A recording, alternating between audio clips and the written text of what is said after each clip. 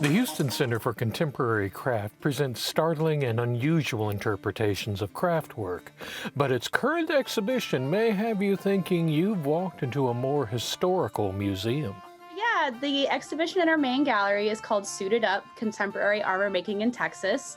And what it is, it's an overview. I would really just call it a selection of a really wide and vibrant world of armor making here in Texas that encompasses not only historically inspired styles of armor making in leather and metal, and participation in festivals like the Renaissance Festival or in organizations like the Society for Creative Anachronism, but it also encompasses cosplay, also known as costume play, where creators will make costumes, often of armor, favorite media figures, video game characters, and sort of exploring how these different materials and uses for the armor really reflect in how they're made and what people do when they're wearing them.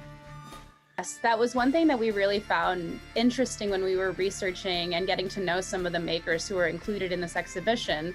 So for the work that's primarily in steel, which is the work of San Antonio-based Michael Lane, he began modifying and crafting armor in the 1970s because as a part of SCA, or the Society for Creative Anachronism, he actually had to modify metal and make metal armor to meet their strict standards of combat, not only to be period appropriate, or at least approaching period accurate, but also for safety standards.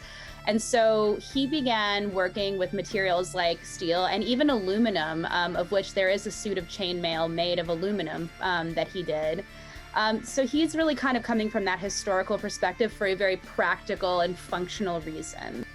I would say for the 3D printed stuff and some of the leather as well, those are really kind of crafted to give the accuracy of what are sometimes pretty, in terms of practical physical application, outlandish designs, because of course the physics of video games are very distinct. And so in order for someone to be able to, for instance, the suit of armor right here is actually made of leather, but surface treated and using a variety of different techniques made to look like bone.